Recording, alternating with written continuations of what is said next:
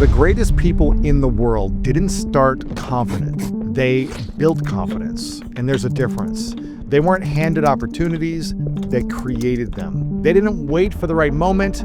They became who they needed to become in order to create the moments in their life. Greatness isn't a gift, it's a choice. And it's a choice you make every single day to achieve greatness in your life. And when I lost my identity after playing sports, I wasn't confident at all. I was completely broken. But that breakdown became a foundation for my life. And that's when I learned that greatness isn't about luck. It's actually about building powerful habits. It's showing up when you want to quit, believing when you feel empty. It's creating a vision so big that it scares you. And becoming the person who can handle it is all you need to do. And that's why I started this experience, this show, this podcast called The School of Greatness, to study how the greatest minds in the world, the greatest thinkers, the greatest athletes, the greatest business leaders, the greatest artists in the world, how they think, act, and live when no one is watching them, when no one's cheering for them, when no one's watching them do a performance or build anything. How are they thinking about building the life of their dreams, about creating the art that they love, about launching a business to impact millions of lives when no one is watching, no one is cheering, and even when everyone's criticizing them? Because greatness isn't about something that you're born with. It's something you turn into by developing and training yourself into it. And in this video, I'm going to be breaking down 10 different strategies to unlock greatness in your life. The same principles that helped me rebuild my life when I was down and out can also help you live bigger, love deeper, and leave a legacy that lasts. That's what this is all about. The first strategy is to create a vision. If your dream doesn't scare you, it's probably too small of a dream. There's a quote that I like that says, "Create the highest, grandest vision possible for your life, because you become what you believe." Now, Oprah Winfrey said that. And in my book, The School of Greatness, I say you become what you envision yourself being. This in my book that just hit our 10-year anniversary on the School of Greatness book. And this is a book that I wanted to really capture some of the key lessons that I'm talking about here in this video, and I distilled it into the book from some of the great minds that I had on this show. You become what you envision yourself being. Now, some of you might know my story, and if you're new here, you probably have no clue what had happened to me. But when I was in my young 20s, I had a dream of playing professional football. I actually accomplished that dream by going to the Arena Football League, and I was working my way to try to get to the NFL. But in an early game in that season, I broke my wrist. I was in a lot of pain. I played the entire rest of the season with a broken wrist. And afterwards, I had surgery. That surgery left me in a full arm cast from my shoulder to my fingertips in a 90-degree position for the next 6 months. But they took a bone out of my hip, put it into my wrist, and it took a long time to heal. Now, I got the cast taken off of my wrist and my arm after 6 months. But it took me another year just to be able to straighten my arm, to be able to use it, to build the strength. And during that 1.5 year time, I was living on my sister's couch, trying to figure out what am I going to do with the rest of my life. My dream of playing sports is over. This was the only thing I had planned to do growing up in school. I didn't have a backup plan. I didn't do well in school. I struggled. I didn't have a lot of friends growing up. I didn't know how I could become anyone else than the identity that I built myself into being, which was an athlete and going to play professional. Now, playing in the Arena Football League, I wasn't even making that much money. So I was only making $250 a week. This is not enough to live off of for, months a month, let alone have savings for the next year or two. So I'm on my sister's couch. I'm struggling financially. I'm in credit card debt with 3 credit cards. I've got student loan debt that I have to start paying off. I have no job. This is in 2008 when the economy crashed, the housing crisis crashed, and they weren't hiring people with master's degrees, let alone someone who barely graduated college. And I didn't have any skills. I didn't know how to develop skills. I had zero confidence and I wasn't sure what my future entailed. I can tell you right then that I wasn't clear, I wasn't confident, and I didn't know what to do next with my life. And every day felt scary. Eventually, a few things happened. I started finding mentors. I started seeking wisdom and advice from people who had overcome challenges and obstacles. I started reaching out to people in the community in Columbus, Ohio, where I was living on my sister's couch, and trying to find professionals who had accomplished certain things in their careers or their businesses. I started trying to find a way to add value to people. And little by little, I started to build some relationships with some key individuals in my life that gave me some wisdom, that essentially became coaches to me at a time where I felt hopeless, helpless, and really I didn't have any confidence in myself. But that confidence that I lacked, those coaches also saw potential in me. They saw potential for me to want to learn. They saw potential for me to work hard. They saw potential for me to create goals and work towards steps to accomplishing those goals. And because I had that willingness to learn, the willingness to be coachable, the willingness to work hard, to set goals and try to overcome these challenges, they were willing to give me some time, to coach me up, to help me and inspire me a little bit. And all I did was start taking action. But early on, all of them said, "What's your vision? What's your vision? What's your dream? What's your goal?" And the key is you've got to have a clear vision. And once I started getting clear on this vision, things started to unlock for me. And you don't have to have a vision for the next 40 years of your life right now, but you need to figure out what you want to do for the next season of your life. And so for me, that vision was, how do I make enough money to get off my sister's couch? That was one dream, one vision. And I started getting clear on, okay, I want to get off my sister's couch. That was a vision. It was a goal, and it was a dream. I also, in 2008, saw handball on the Olympics for the first time during the 2008 Beijing Olympics. And that planted a dream in my mind, a vision. I want to go learn handball. I want to play handball at the next level. I want to make the USA national team, and I want to go to the Olympics. That has been a 17-year vision and dream and journey that I've been on that I'm still working towards and still on today. So that vision and dream and goal, I didn't accomplish it overnight. I got off my sister's couch, thankfully, in the next year, but I didn't accomplish other goals or dreams overnight. All these things take time getting clarity on of what you want and why you want it, and then taking time to creating a game plan to taking the steps to accomplishing those goals and dreams.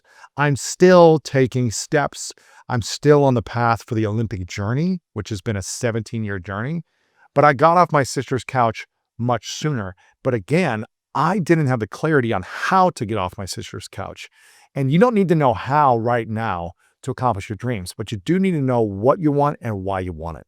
So I was clear that I wanted to get my own apartment. I was clear that I wanted to make a certain amount of money. And then I got clarity on why I wanted those things. So the action step for you right now for this first part is to write your dream in one clear sentence. What is it that you want? And it can be a dream for the next few months, the next few years, or even longer. Write it down, one clear sentence, and why. Set a specific timeline to make it real. For me, I wanted to get off my sister's couch within the next year. So I wrote the date of when I wanted that to be, wrote it down, and I was like, okay, what do I do next? Same thing for the Olympics. I wanted to get there within 4 years. That didn't happen. So I reimagined the dream. Every 4 years, I set the goal for the next 4 years. It's been 17 years later, and I'm still excited about that dream. So I keep reinvesting to find ways to make it happen. The next thing is to create a vision board or a phone wallpaper that reminds you daily of who you're becoming. This is so easy now with AI. We used to cut out, newspaper clippings and magazines, but you can literally create a vision board through AI right now within moments. You can say, use this one photo of me and put it in this way and all these different things. And it can make this beautiful wallpaper for you in minutes. So create a vision board or a phone wallpaper that reminds you of who you're becoming and want to become on a daily basis. This is like a visual mantra for yourself. It's like you see it and it psychologically and spiritually triggers you into taking the actions, to building the habits, to setting the boundaries, to creating who you need to become by visualizing that future version of you. And then the next thing is to spend a few minutes each morning visualizing how it feels to already live that vision. Because here's the interesting thing.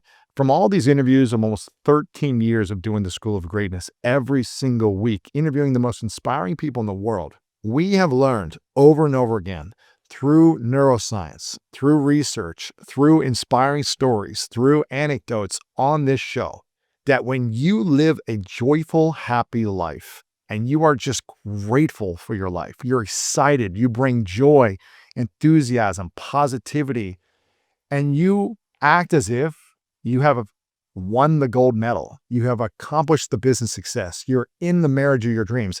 When you act as if it's happened already now, the vision you dream of is already, you're living it, and you wake up with joy, man, do you attract that thing so fast to your life? I'm telling you, it is like this magic tool that when you just show up fully expressive, excited, grateful, it's like you already won the lotto.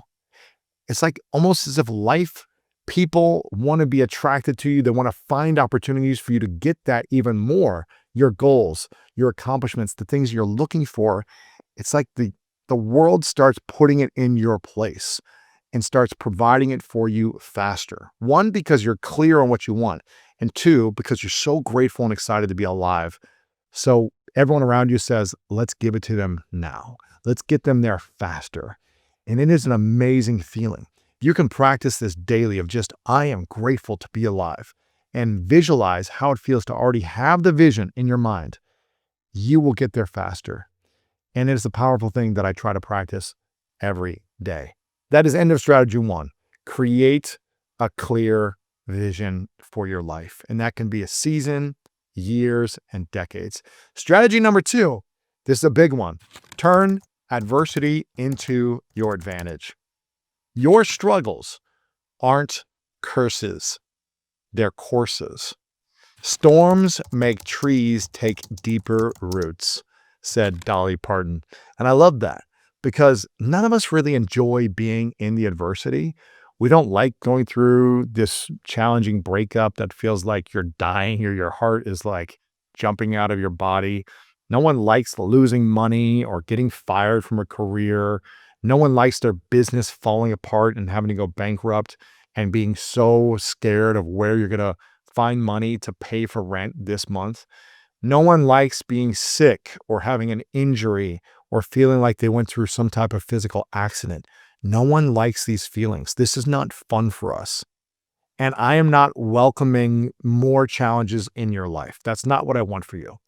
But every time I look back at my life, at some of the hardest challenges, the sadness, the suffering, the depression, the sexual abuse that I went through, my brother being in prison when I was younger for many years, my parents going through divorce, feeling not emotionally safe at home, going through the ups and downs of relationships, struggling financially for years and not having any money and being in credit card debt, being so insecure of who I was in the world, not feeling accepted, all these different challenges.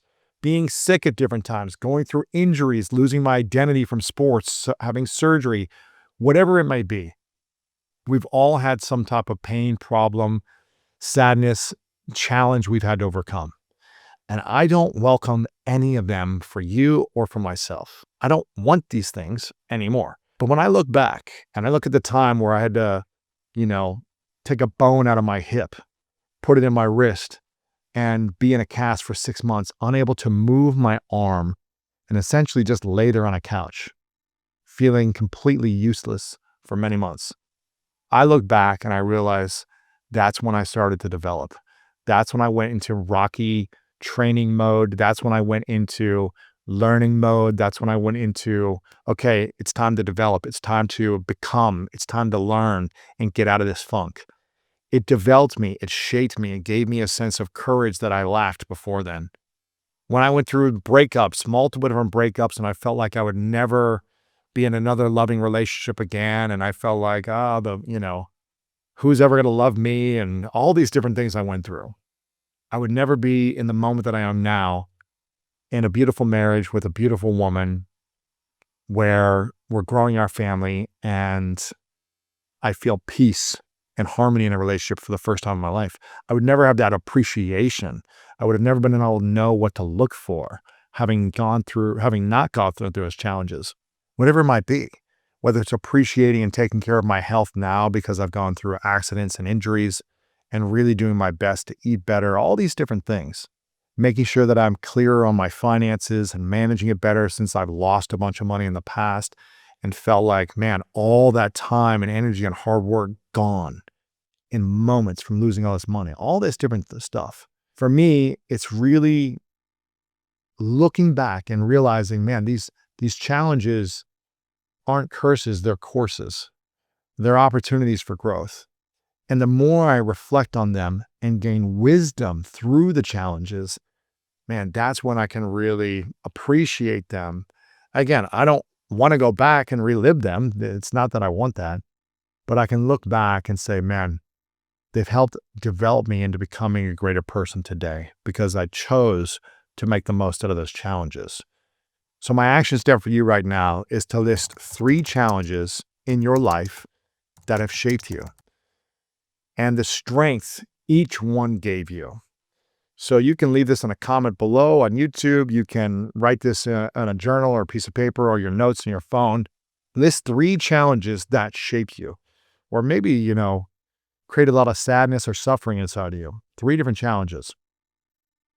And now looking back, what's the strength? What's the tool that each one of those gave you?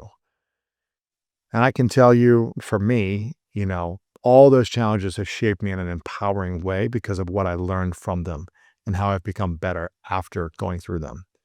So I want you to reframe every hardship with this specific question. What is this preparing me for? What is this preparing me for? Or what did that prepare me for? What did those heartbreaks prepare me for? What did that, physical sickness prepare me for? What did that challenge of going through career after career set me up for? Whatever it might be for you. What did that financial season of struggle set me up for today? What did it teach me? What did it prepare me for? Write that down. And then the last thing, use your story to inspire someone else who's currently where you once were. I was just speaking at a Google event 2 days ago, and a woman came up to me and said, "Lewis, I've been listening to your podcast for years.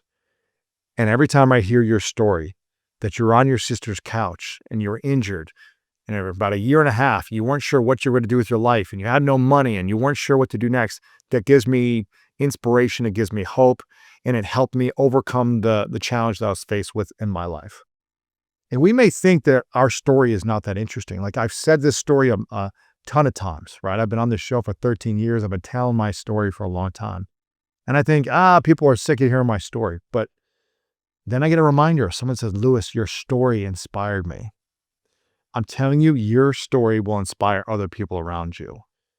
Whether it's one person, whether it's 100 people, millions of people, keep sharing your story. Be open about it. Be vulnerable about it. And you never know who you're going to inspire with your story. That's the end of strategy number 2, is that we've got to be willing to learn how to turn our adversity into our advantage. Because if we don't turn it into an advantage, then we'll always be a victim to the adversity in our life. Strategy number 3, champions aren't fearless, they're relentless. It's a quote I like that Ryan Holiday talks about, and it is, "The impediment to action advances action. What stands in the way becomes the way." It's from Marcus Aurelius, but it's through Ryan Holiday where I saw him talk about that. And the challenge is that most people don't know how to build a champion mindset. When challenges arise, they just get weaker. They don't get stronger. And we need to be thinking about, and you need to be thinking about, what is the pain, the problem, the challenge that I'm faced with in my life right now? And instead of saying, why is this happening to me? You need to say, how can I become so good at this, so confident, so strong, and face this emotion, face this fear, face this challenge? How can I face this head on so that I can expand my abilities beyond it so that this does not limit me? Champions look at their adversity and they don't run from them. They actually lean into them. They run towards them. They face them. And a lot of people just get stuck because they say, I don't know how to overcome this problem. This is so painful. This is so hard. They complain. They get frustrated. They ask, why is this happening to me? Why can't this be easier? Instead of saying, how can I get stronger? And I want you to start asking yourself, how can I get stronger right now on the thing that's holding me back? And this is what makes champions great. They lean in. They say, I don't understand this. I don't know how to deal with this, and it is hard. And that's what they put their time and their attention to mastering. They master it by focusing on it, by getting support from others, by getting coaching, feedback. They learn, they develop, they start to study it. I've been afraid of so many things in my life. I was afraid of public speaking for a long time. And instead of saying, I will never be able to speak in public, I said, I'm going to go all in on my fear of public speaking until this fear no longer has power over me. And so I went to public speaking class through Toastmasters every single week for a year. I got a coach. I filmed myself and I'd watch myself cringing of how horrible I was speaking in front of a group. And I would give feedback to myself. I would get feedback from others. I would rehearse. I would practice. I invested time into overcoming the fear instead of saying, I'm never going to be good at this, so I'm never going to try it. And I want you to think about what's that one thing in your life? What's that one thing that's holding you back that you can go all in on instead of running away from? So start to ask yourself each morning, how would the best version of me show up today? How would I show up today going into these fears, these challenges, and these pains? And I want you to replace I can't with I'm learning to. Instead of saying I can't do this, say I'm learning to do this day by day. I'm investing my time and energy in overcoming this. So stop saying I can't. And this is something I struggled with around Spanish, learning Spanish. I say I'm learning Spanish every day, as opposed to this is really hard and I can't do this and it's taken me 20 years and I'm still learning. It's just I'm improving a little every day. I'm investing time and energy every day. And it's finding ways to make it more enjoyable and fun when it is challenging for yourself. And then after every failure, all you got to do is extract one lesson and immediately apply it. You know, I used to beat myself up a lot when I'd make mistakes or I'd fail. And I would be like, man, you're such an idiot, Lewis. You're so stupid. How could you do this? You should know better. I would do all these things that would confirm of how bad I was and how I'm not good enough. But that doesn't help me and doesn't help you emotionally, spiritually, or psychologically. So instead, when you make a mistake or you're not perfect at something or you're fall behind at something, just say, it's okay. What's the lesson I learned from this? And how can I start applying it today? So that is the end of strategy number 3, is to cultivate a champion mindset. Strategy number 4 is to develop hustle and discipline.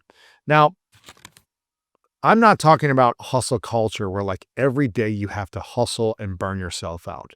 But when I would play basketball, I remember I would hustle after loose balls all the time. And if there was, a loose ball that was fumbling around, I would dive or I would sprint after it. I would jump out of bounds and throw it back inbounds. And I would have this kind of hustle mentality in certain moments. And for whatever reason, I was always on the court because the coaches said, I like the way you hustle when the ball's in the air.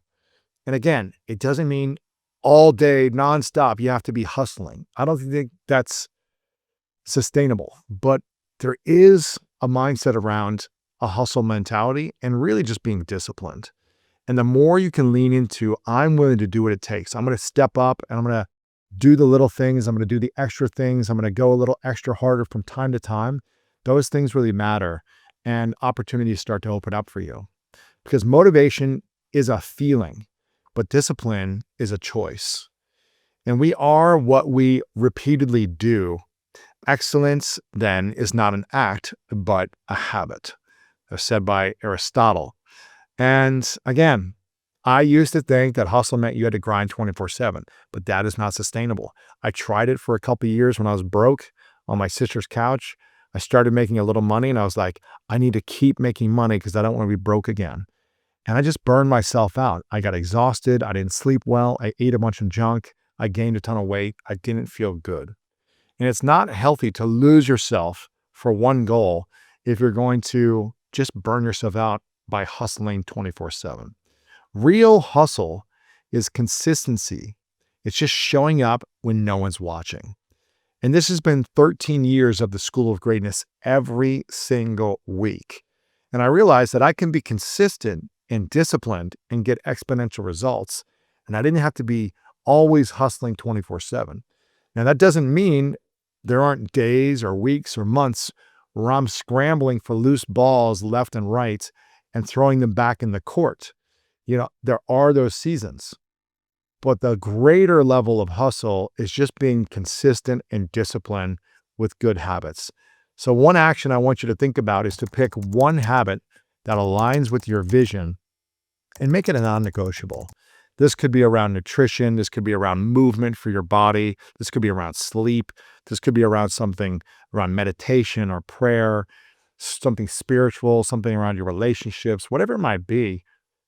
Think of one habit that aligns with your vision, a vision of you becoming greater, and make it non-negotiable. The next thing is to schedule focused time on a daily basis and treat it like an appointment with your dream. Again, when you have this kind of vision wallpaper, when you write down your goals, when you reflect on them and you see them, when you look at them and you're imagining them, and then you're living as if it's already happening, you're going to be creating an environment essentially 24/7 where you're in a relationship with these goals, dreams, and visions. But if you can schedule time first thing in the morning, at lunch, and at night for a moment to just look at them or to connect with them again, it's going to allow you to stay focused when things get distracted in your life. And then track your progress. This is not about being perfect every day. This is not about accomplishing the goal overnight. This is about tracking your progress and not trying to be perfect every single day. And again, at the end of each night, ask yourself, did I keep my promise to myself today? Did I keep my promise around the 2 or 3 things I said I was going to do to support me in getting closer to my goals? And that's the end of strategy number 4. Develop hustle and discipline. Number 5, again, I break all this down deeper in my book, The School of Greatness. This is the 10 years of this book being out. It was an instant New York Times bestseller. There's a link below. You can grab a copy if you want to get this copy. I also have a couple of other amazing books. The Greatness Mindset, Unlock the Power of Your Mind. This is all about healing your relationship with yourself and unlocking it to a whole nother level around greatness in your life.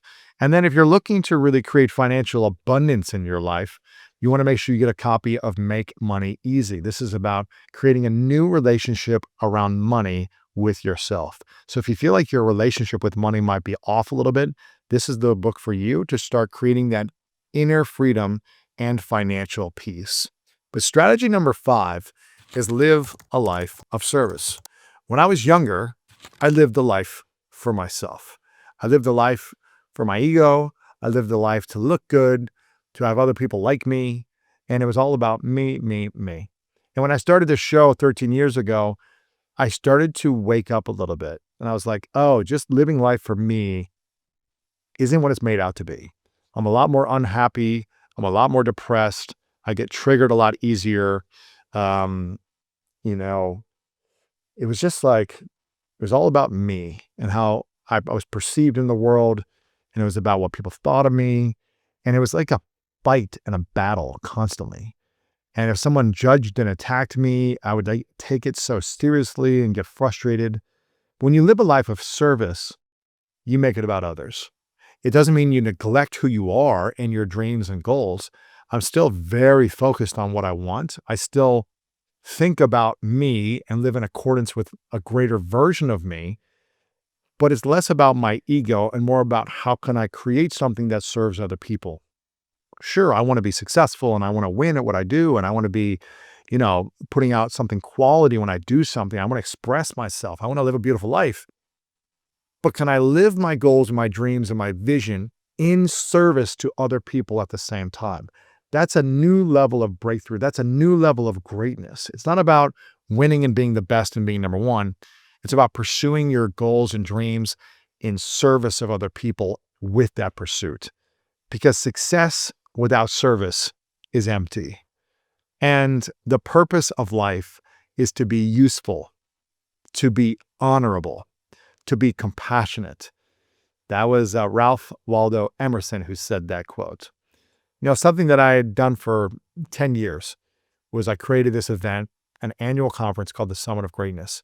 And the Summit of Greatness wasn't about me. It was about creating transformation and service for others. It was about creating an experience, a journey, a story, an arc, an emotional expression throughout a couple of days where we brought the greatest minds together, the greatest artists and performers together, and we created something magical where people who came to the event could feel safe, could feel welcome, could feel home, and could tap into the greatest version of their future self so that they could start transforming and changing into the person they wanted to become, so they could get unstuck from where they are to where they want to be. And that was about service. This show, this episode, we're thinking about, here on Team Greatness, we're thinking about you. We're thinking about, what is your biggest pain? What is your biggest problem? What are you struggling with right now? And how can we be of service to you? These books is about service. Sure, I have goals. I want to sell a certain amount of copies. And if it's a New York Times bestseller, it's great. But it's about how can we create the best information, the best product, the best service to serve and support you. If you're listening, if you're watching, if you're consuming in some way. And that's what we try to think about and obsess about on a daily basis. So the action for you is, I want you to do one thing today that is purely to help someone. No agenda, no expectation. The easiest way you can do that is pick up your phone and text someone and just say, hey, so-and-so, I'm thinking about you. I wanted to tell you that I really appreciate you today. And is there anything I can do to support you with today? What are you struggling with? Please let me know. Text a few people. Do that right now. I challenge you to pick up your phone. Maybe you're watching this on your phone right now. Continue watching this and just text one or two friends and say, I just want to acknowledge you for what you're doing in your life right now. And I'd love to support you with one challenge you're faced with today. Please let me know what that is. And I'd love to support you. Just do that with 2 or 3 people. You'd be amazed how people respond. I challenge you to do it and leave a comment in the YouTube section right below, because I bet within 5 to 10 minutes, at least one person's going to reply you if you do this right now. It can be super quick. Just do it right now. I challenge you. Share knowledge or encouragement with someone who needs it. The more you can serve and support others, this doesn't have to be giving all your money away or like spending all your time doing these things. Just share encouragement, share knowledge. If someone reaches out to you for a question, be willing to share your knowledge. And then ask daily to yourself, who can I serve today, even in a small way? Is there someone in my life, as a friend, family member, someone that I'm working with that I can serve today? Who is that person? And do those things. And that is the end of strategy number 5. Live a life of service. And I truly feel like that's where the greatest fulfillment comes from in life, when you're living to serve other people. This doesn't mean neglect yourself and put yourself last. You can still put yourself first, which I encourage everyone does. But by doing so, how can you also serve other people? Strategy number 6 is to master your body or your health. Now, this can be looked at as a challenge for certain people. When I say body, right? When I say body, I want to say like your temple, your health, everything that consumes and it encompasses your brain, your heart, your organs, like your life force is in your body, right? And if you can take care of your body, the vehicle that is driving you throughout this life, you get one vehicle. If you can take care of it, hopefully you'll have a much smoother ride throughout your journey in this existence. That's what I want for you. I want you to have a healthier ride. I want you to take less speed bumps because the wheels aren't falling off in your body. I want you to feel smooth on your journey. because you're going to be facing challenges. There's going to be construction along the road that you're on. There's going to be things that need to be fixed. There's going to be roadblocks. But as long as your vehicle, your temple is smooth, you can handle these things a lot better. If the wheels are falling off on your body nonstop, man, it's just going to be a lot harder getting through the journey of life. So strategy number 6 is to master your health and your body. Ignore your health and you'll pay for it twice. Jim Rohn said, take care of your body. It's the only place you have to live. Again, when I sacrificed sleep back in the day, I thought I was gaining time, but I was actually just losing clarity. I was losing focus. I was losing joy. I was losing, cells in my body and my brain because I wasn't taking care of my health. I was trying to just work harder and hustle 24/7, but that is not sustainable. And neuroscientists who we've had on many times, Dr. Andrew Huberman, along with many leading experts, has emphasized how critical sleep is for our performance and our mindset. In a conversation I've had with him, he said something so powerful. Until we're sleeping long enough and deep enough, we're only operating at about 80% of our true capacity. That just blows my mind. Until we're sleeping long enough and deep enough, we're only operating at about 80% of our true capacity. 80%. Imagine what life would look like at 90, 95, or 100%. Just imagine what it could look like if you're able to increase that potential of that capacity, but you've got to be taking care of your sleep. You've got to be taking care of your body. So a few action steps: sleep, protect it like it is gold. Like it's gold in your hands, protect your sleep 7 to 8 hours like it is sacred, like it is the most important thing. And this is hard. If you've got kids, if you've got responsibilities, if you're traveling, I get it. I'm not saying this is all supposed to be easy, but make this a priority and your life will be easier if you sleep better. Nutrition. Fuel yourself for energy, not just feeling comfort and quick sugar. When the times in my life when I'm eating sugar every day are the times I feel the least in alignment with the highest version of myself. I have been a sugar addict. I'll admit it in my past. I have gone through seasons and years where I've just sugar. Like everything had to have sugar in it.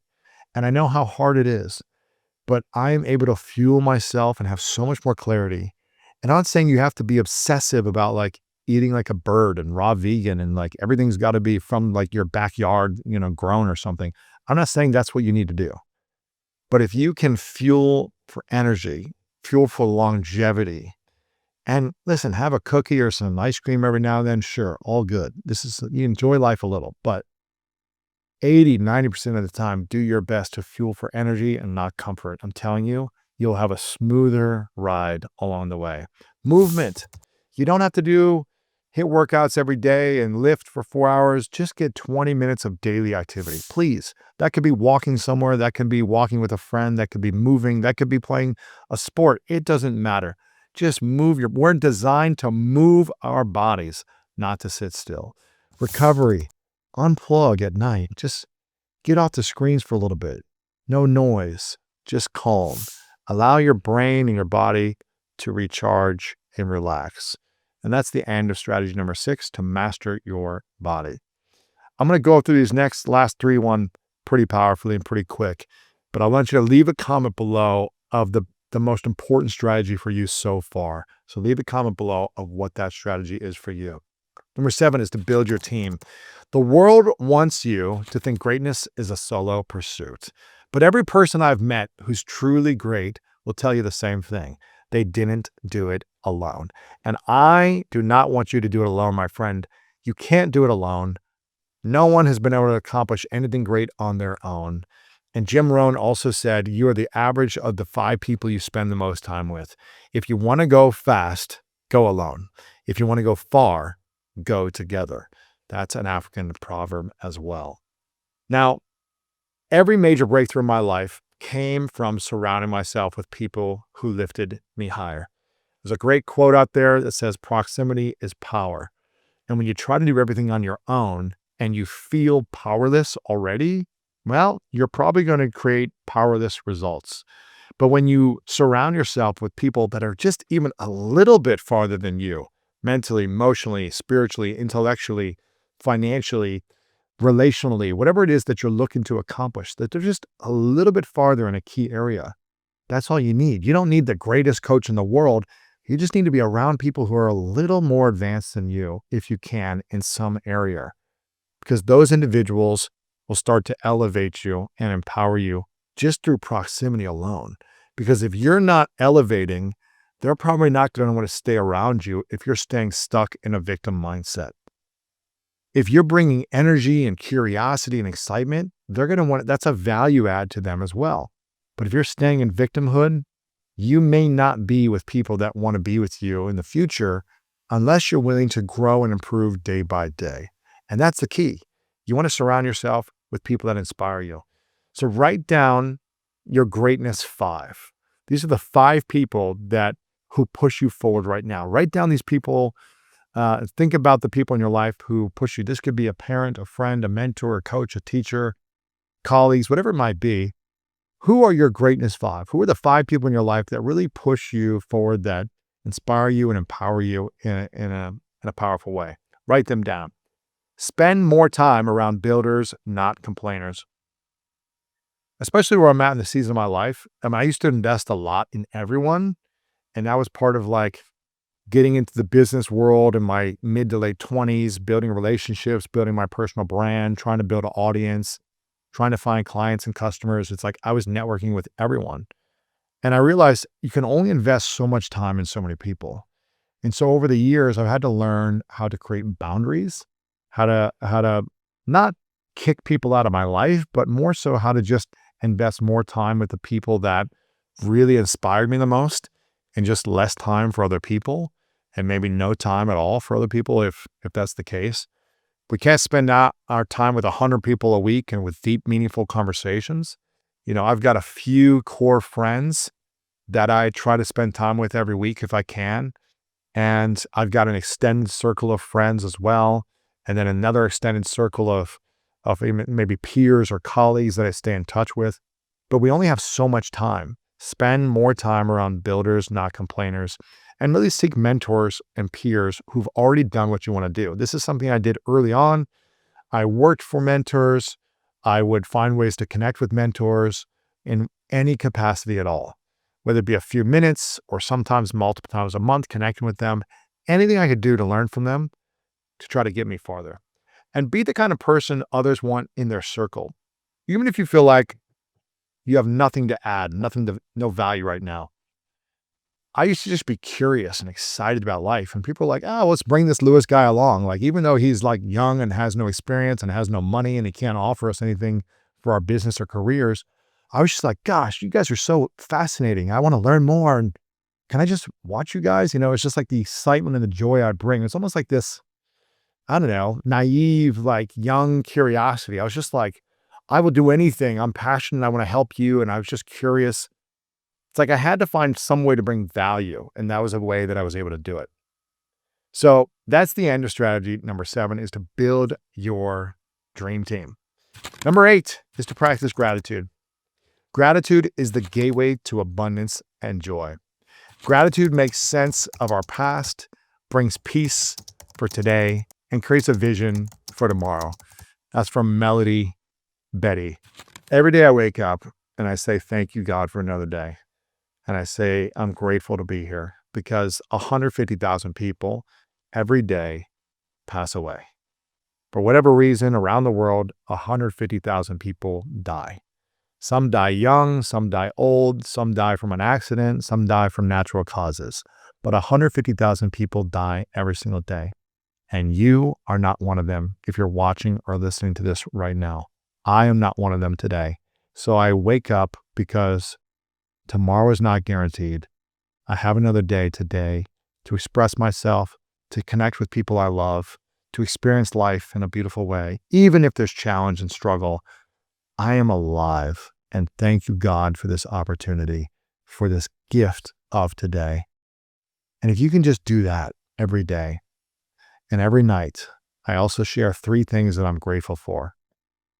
Me and Martha, every night we do this in bed. 3 things that I'm grateful for. Wake up with a grateful attitude and say, thank you, God, for another day. I'm grateful to be here. And then 3 things at the end of the night that happen throughout the day that you're grateful for. I'm grateful for the opportunity to experience this. I'm grateful for my health. I'm grateful for my relationships. I'm grateful for the experience at work, whatever it might be. Express gratitude on a daily basis because tomorrow is not guaranteed.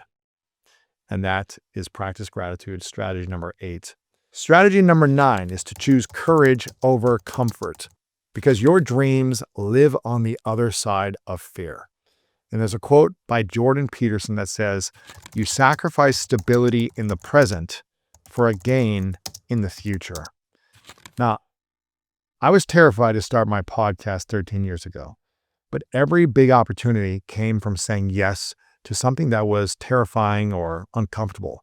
I was scared to get on front of people and speak. I was scared to salsa dance. I was scared to practice Spanish while I travel in Spain or Mexico. But I'm telling you, every opportunity in my life has come from saying yes to something that I was scared of or was uncomfortable with. And I want you to identify one fear that's holding you back. And I want you to take one bold step toward it today. For me, I've been afraid of a lot of things. And I talk about this again in the School of Greatness, in the book that's been around for 10 years. Talk about it in the greatness mindset, about unlocking the power of your mind and living your best life today. That when we have fear that we are not leaning towards, that we're not facing, that means there's something that will always have power over us. There's something in your life that's got power over you that I don't want you to be held back from it anymore. So make sure you identify what that one fear is, that one thing holding you back, and just take one step toward it today. And ask, what would I do if I weren't afraid? What would life look like if I wasn't afraid anymore? And instead of being afraid of it, do something uncomfortable every week to expand your confidence muscle. That is the key. And that's the end of strategy 9. Choose courage over comfort. It's not easy to do. None of these things are easy to do, but I'm telling you, it's worth it. Because strategy number 10 is the ultimate one. If you're looking to live a better life, you have to live with purpose. Success without purpose is meaningless. Purpose turns success into legacy. Motivation is for those who want success. Discipline is for those who want meaning. Now, everything changed when I stopped chasing trophies and I started chasing impact. And really started aligning towards impact more than chasing it. I was just like, how can I serve more? How can I serve greater? How can I find things that are really meaningful to me, and why are they meaningful to me so that I can put better energy into it? And I want you to reflect daily. Did my actions today align with what matters most in my life? Did what I do today, did how I show up align with the thing that matters? Or am I wasting my time on stuff that just doesn't feel purposeful? I want you to define what your why is and write one sentence about the mission behind your goals. So our mission here at the School of Greatness, and my personal why behind it, is to serve 100 million lives weekly to help people improve the quality of their life. Why is that my mission? Because for years I suffered, I struggled, I didn't have the answers, I felt clueless, I felt not enough, I felt insecure, I lacked confidence, I didn't have the tools or skills to feel like I could do anything with my life. And I thought I would amount to nothing. And I don't want other people to feel the same pain that I felt. I don't want you to feel that. And so I've been on this obsessive journey of my purpose to reach and serve 100 million lives weekly to help people overcome their challenges and improve the quality of their life. Why do we do that? Because I felt very insignificant, and I don't want other people, including you, to feel that way. I want to remind you that you matter. You matter, your dreams matter, your life matters, and you're worthy of taking care of yourself. So this is me, this is Team Greatness reminding you that. But if you create a clear sentence about your mission and the why that's your mission, you're more likely to show up every single day and hopefully create more aligned actions that are in service to your mission and your why. And every week you can also ask yourself, who did I help? Who did I lift up? That's the measure of purpose. Every week we track and we measure how many lives we impact. Did we reach 100 million lives this week? We've never reached it, but we reach a lot every week. We impact millions and millions and tens of millions every single week. And so we measure that. We talk about that. We stay in alignment with our values. And that's what I want for you as well. The strategy number 10 is live with purpose. So here are the 10 strategies for greatness. Create a vision. Turn adversity into advantage. Cultivate a champion mindset. Develop hustle and discipline. Live a life of service. Master your body and your health. Build your team. Practice gratitude. Choose courage over comfort. And live with purpose. Because if you practice these consistently, you won't just win more. You'll live bigger. You'll love deeper. And you'll leave a legacy in your life. My challenge to you is to comment below to the strategy that you're committing to this week. And if this video has helped you in any way or inspired you or triggered something in you that you know you got to take action on, then make sure to check out this other video and episode next that is all about becoming extremely confident in your life. So make sure to check this out as well. Like below this video if you enjoyed this. Leave a comment. Make sure you're subscribed to our channel. And I want to remind you that you are loved, you're worthy, and you matter. And I'll see you soon. What if I told you that chasing love makes you less attractive? The truth is, magnetism isn't about clinging or proving your worth. It's actually about being in alignment, healing, and choosing healing daily. In this video, I'm sharing 5 lessons that I've learned from my conversation.